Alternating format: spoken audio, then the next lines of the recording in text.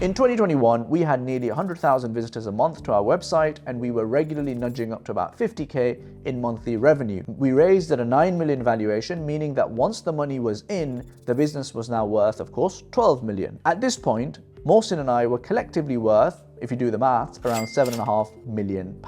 When this happened, we now moved up from a fake millionaire to a legit millionaire. There are a ton of millionaires out there today, some completely legit and some that we're still trying to figure out, all of which got me thinking, how do you actually tell the difference? What can you believe? Well, in this video, we're going to explore exactly how we can figure that out. Let's dive in.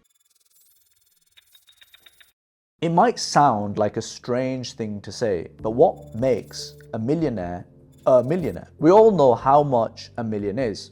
One with 6 zeros after it. But would you accept 1 million Zimbabwean rand? Of course not. A millionaire means more than that, right? When we say millionaire, we mean that that person can do things others with less wealth cannot. They can go and buy a house of their dreams, for example, or they can go on a nice holiday whenever they want. We link being a millionaire to being able to spend quite a lot without it really being an issue. But you see, that's where we run into problems, because most millionaires store their wealth in companies, places that are not immediately liquid. And by that, I mean they can't immediately sell their shares for cash. They can't get that cash straight away. Tata, Huawei, Stripe, OpenAI, Neuralink, Impossible Foods, OpenSea. What these companies all have in common is that they are privately held. They are not traded on a publicly listed stock exchange. And even if your stock is listed publicly, like let's say Tesla is for Elon Musk, imagine if you try to sell a large chunk of it,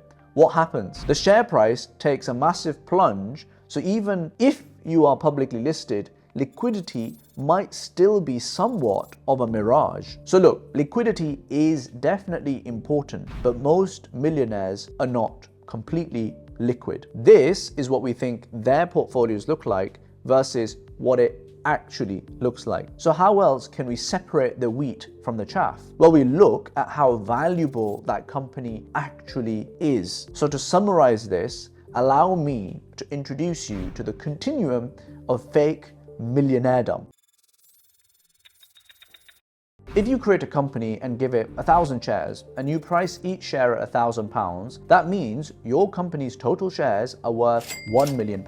You, my friend, are technically a millionaire. But because no one has ever actually given you any money for those shares, you are what I would technically call a completely fake millionaire. You have nothing of actual value in the business, and your shares are completely illiquid, i.e. no one wants to buy them off you and you couldn't sell them if you tried. So value always comes first and then liquidity. Now, let's say you build something of value and a handful of actual investors give you real money for you to grow your startup, like what happened with us in 2019. Well, now you are a fake millionaire. Sure, technically you are now worth around £4 million on paper, but would another company buy you out at that price today? No. Or if you sold all of the assets in that company, would it sell at £4 million?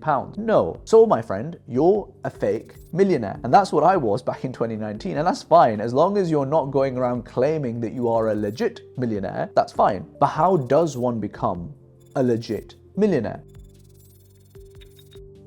There are basically two main paths to becoming a real millionaire. Number one, you just make tons of money. Annual revenue should be at least north of $1 million, ideally closer to $5 million.